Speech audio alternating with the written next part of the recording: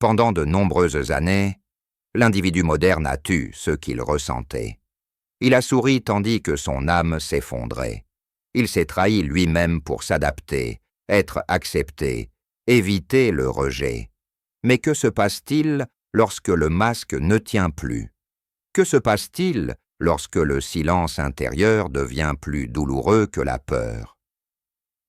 C'est là que commence le véritable chemin de la connaissance de soi, un chemin qui exige du courage et une sincérité radicale.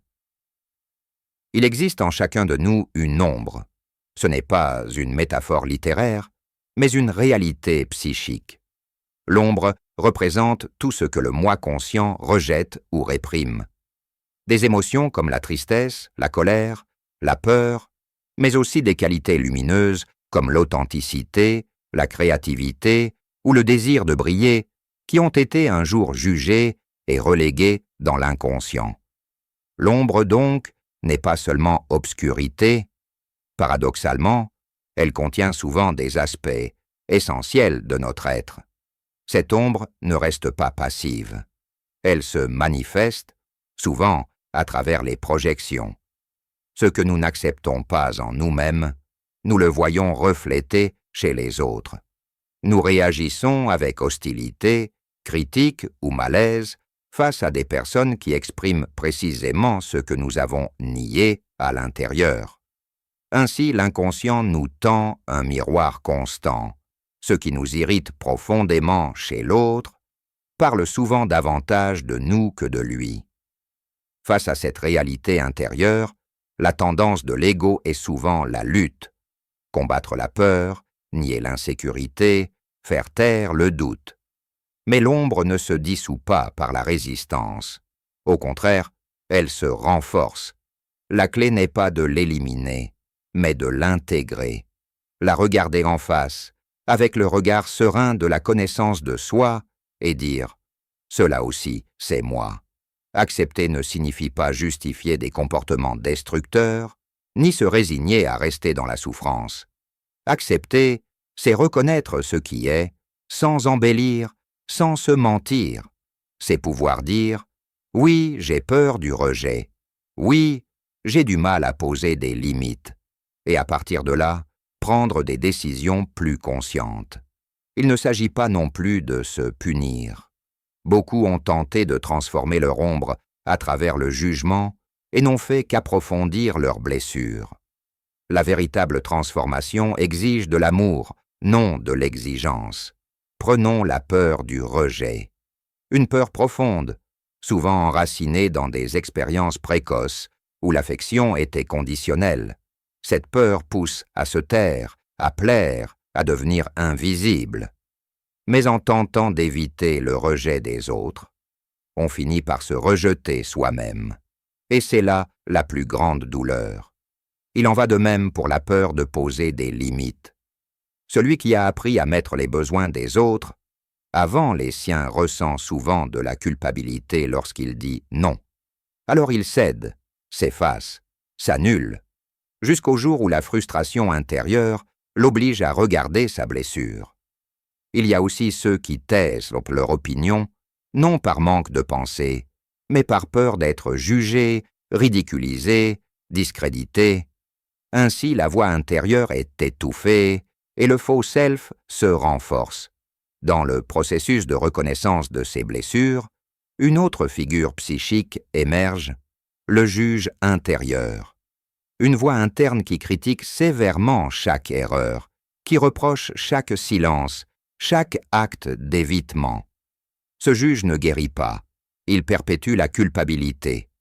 Il était nécessaire de remplacer cette voix par une autre, plus bienveillante, qui dirait « Tu es en chemin, tu as fait du mieux que tu pouvais avec ce que tu savais.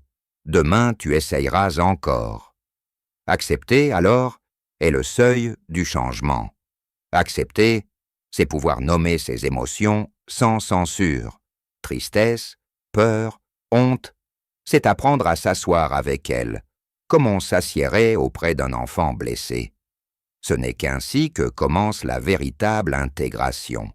Et lorsque l'on accepte ce que l'on est, quelque chose se transforme. L'ombre cesse d'avoir un pouvoir tyrannique, elle devient une alliée, ce qui auparavant était caché avec honte est désormais observé avec curiosité et tendresse. L'étape suivante, c'est la transformation. Il ne s'agit pas d'éradiquer la douleur, mais de lui donner un nouveau sens. Si la peur auparavant paralysait, elle peut maintenant devenir un moteur. Si le silence protégeait, il peut maintenant laisser place à la parole.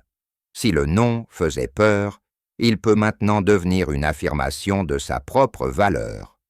Transformer signifie choisir autrement, sortir du mode automatique et entrer dans la présence, faire quelque chose de différent, même minime, parler là où on se taisait, poser une limite même si la voix tremble, se montrer vulnérable sans armure.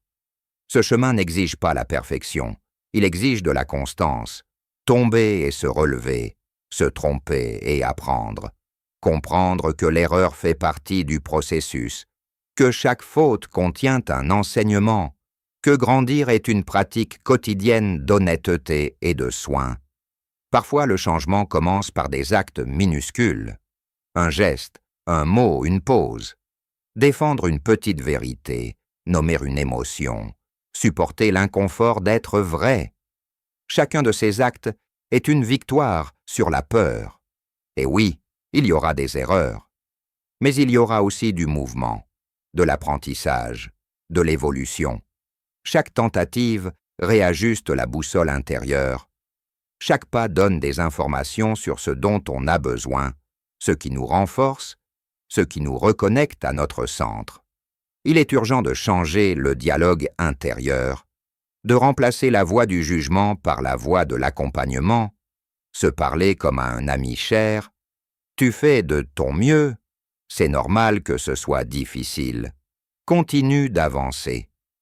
Le courage, disais-je souvent, ce n'est pas l'absence de peur, c'est la capacité d'agir malgré elle, de ne pas la laisser nous paralyser, de l'inviter à marcher à nos côtés sans lui laisser le volant.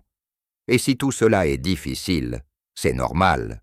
Il ne s'agit pas de tout réussir aujourd'hui. Il s'agit de faire un pas, un seul, sincère, présent, avec tout ce que nous sommes. Car le retour à soi commence là, en reconnaissant la blessure, en intégrant l'ombre, et en choisissant chaque jour, avec humilité, avec effort, avec amour, de continuer à s'éveiller. C'est cela le travail de l'âme, c'est cela le voyage vers le soi, c'est cela le chemin qui mérite d'être parcouru. Et sur ce chemin, il existe une force silencieuse mais profondément transformatrice, l'amour de soi. Pas un amour conditionné par la réussite ou la perfection, mais un amour inconditionnel, profond, comme celui que nous offririons à nos propres enfants.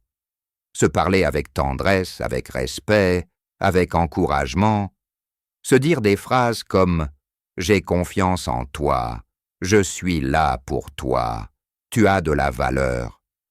Cela nous remplit de courage et de force pour continuer à chercher ce qu'il y a de meilleur en nous.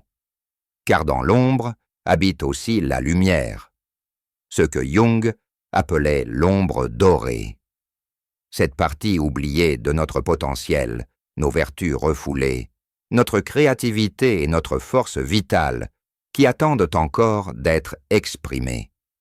Si cette réflexion t'a accompagné, je t'invite à t'abonner à la chaîne et à laisser un commentaire pour partager ton expérience. Quelle partie du message t'a le plus touché? Quelle ombre commences-tu à regarder avec plus d'amour? Te lire pourrait aider d'autres personnes, et ta voix mérite aussi d'être entendue.